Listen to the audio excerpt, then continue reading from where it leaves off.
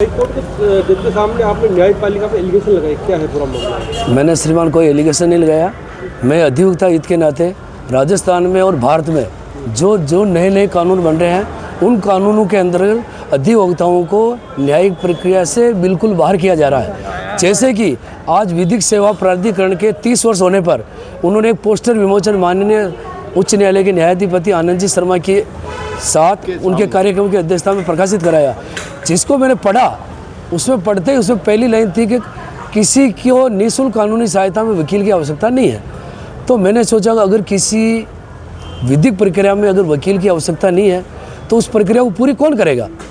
तो मेरा निवेदन ये था कि न्यायपालिका के अंदर बिना अधिवक्ता के किसी को भी न्याय दिलाने की आप कल्पना भी नहीं कर सकते हो।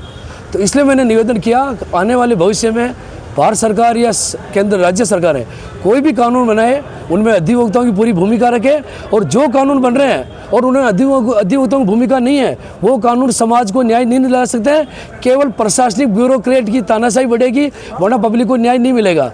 इसलिए मेरा निवेदन था, मेरा किसी से विरोध नहीं, लेकिन विधिक सेवा प्राधिकरण के नाम से जो एक स्कीम चल रही हो वो हिंदुस्तान की जुडिशरी सिस्टम के लिए भी एक कलंक है, क्योंकि उसमें अधिवक्ताओं की जगह ब्यूरोक्रेट को तय किया जा रहा है। एक एडीजे रैंक के अधिकारी को एक लिपिक बनाया जा रहा है। राजस्थान में 41 जिले हो गए, अभी 33 जिले जो एडीजे रैंक के अधिकारी हैं उनको एक लिपिक बना दिया, जबकि वो जज है। उनकी भर्ती जुडिशियल अधिकारी के रूप में हुई, न कि लिपिक के रूप में।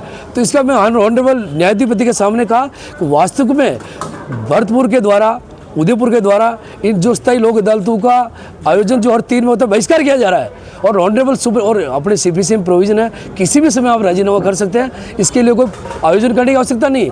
लेकिन इनके द्वारा पूर्व केसों के टाइम बार्ड केसों को ऐसी संख्या बता के एक जनता में भ्रम पैदा किया जा रहा है कि हम लोक अदालत के नाम से इतने केस, जबकि वास्तव में वकीलों को आप पूछोगे तो उन केसों के जिस दिन राष्ट्रीय लोक अदालतें होती उस दिन वकील ही नहीं आती है, वकील आते नहीं है। तो मेरा सभी वकील समुदाय से निवेदन है कि आने वाले सरकारों के लिए एक आप किसी भी जनप्रतिनिधि को बोलो कोई भी कानून चाहे पारिवारिक हो, श्रम संबंधी हो, उसमें अधिवक्ताओं की भूमिका पूरी रखें। जय हिंद, जय भारत, रामपाल।